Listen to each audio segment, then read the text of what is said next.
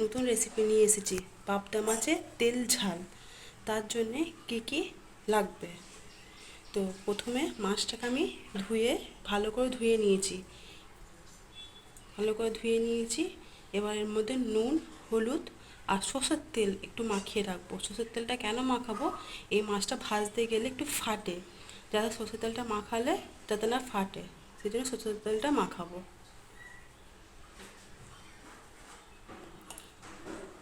এক চামচে নুন দিয়ে দিলাম।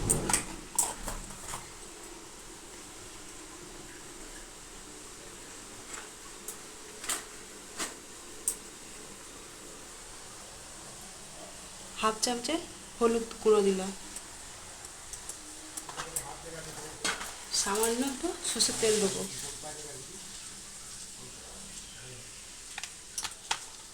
দিয়ে এটাকে ভালো করে মাখিয়ে রাখবো।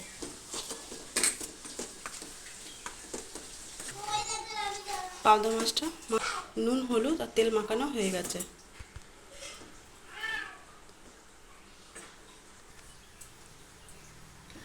গ্যাস জেলে কড়া বসিয়ে দিয়েছি। কড়াটা একটু গরম হোক, তারপরে কড়াইয়ের মধ্যে সর্ষের তেল দেবো। আজ সব রান্নাটাই সর্ষের তেলে করব। কড়াই গরম হয়ে গেছে, এর মধ্যে এবার পরিমাণ মতন তেল দিয়ে দেবো।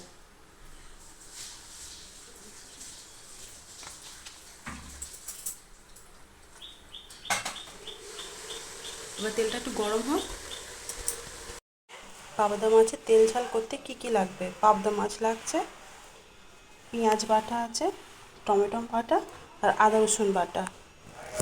এগুলো দিয়ে পাবদা মাছের তেল ঝাল হবে। তেলটা গরম হয়ে গেছে, এর মধ্যে মাছটা এবার একে একে দিয়ে দেবো।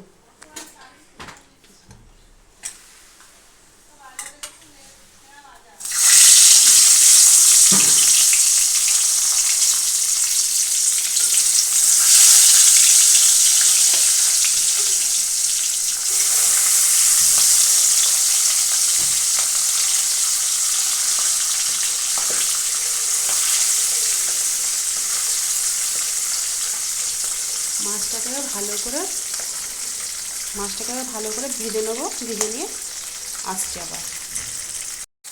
এক পিঠ ভালো করে ভাজা হয়ে গেছে, মাছটাকে উল্টে দেবো।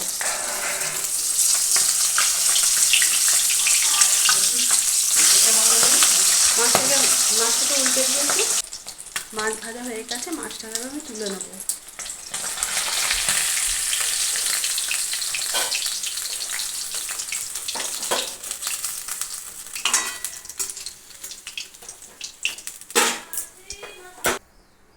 বাদ বাকি মাছগুলো এইভাবে ভেজে নেবো।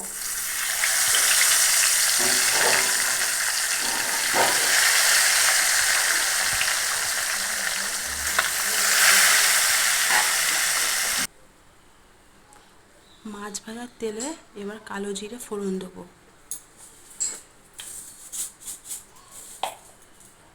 অল্প করে।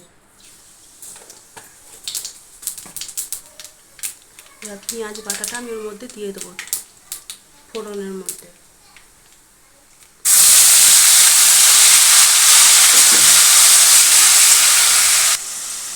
পেঁয়াজ বাটাটা ভাজা ভাজা হয়ে গেছে, এর মধ্যে এবার টমেটো বাটাটা দিয়ে দেবো।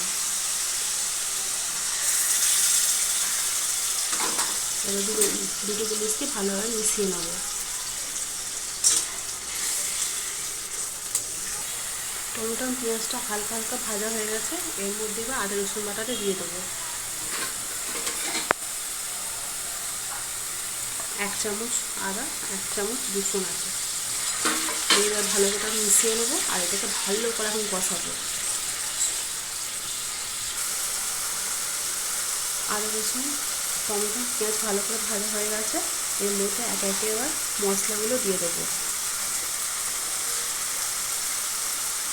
প্রথমে 1 চামচ হলুদ গুঁড়ো দিলাম, লাল লঙ্কা গুঁড়ো 1 চামচ, জিরে গুঁড়ো হাফ চামচ, ধনে গুঁড়ো 1 চামচ দিয়ে এটাকে ভালো করে কষাবো। আমি যতক্ষণ না পাশে তেল ছাড়ছে ততক্ষণ ভালো করে কষাবো।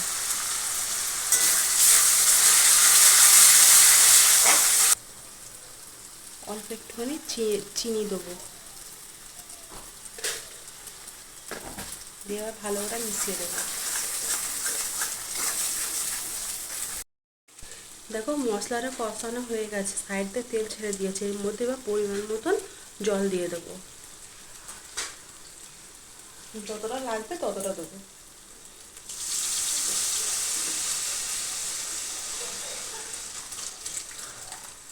ব্যাস, বেশি দিতে লাগবে না। এবার ভালো করে এটাকে মিশিয়ে দেবো। এটা একটু ফুটে গেলে তারপরে মাছগুলো দেবো আর ধনে পাতা দেবো। সবার শেষে এবার নুনটা দেবো, 1 চামচ নুন দিলাম, আর একটু নুন দিলাম, দিয়ে এবার একটু ভালো করে নেড়ে দিই। একটু ফুটুক আর মাছগুলো দেবো।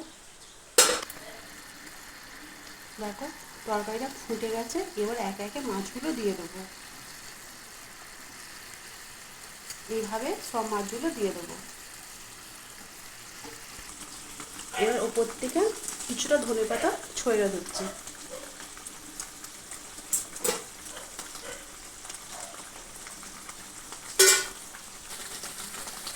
পাবদা মাছের তেল ঝাল আমাদের হয়ে গেছে। এর মধ্যে এবার অল্প করে গরম মশলা দিয়ে এবার পাবদা মাছের তেল ঝালটা নামিয়ে নেব।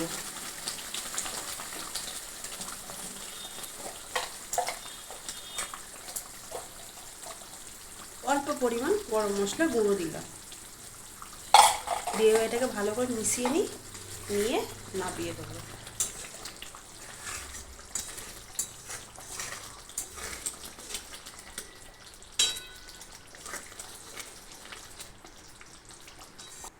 পাবদা মাছের তেল ঝাল হয়ে গেছে, এবার নামিয়ে নিচ্ছি।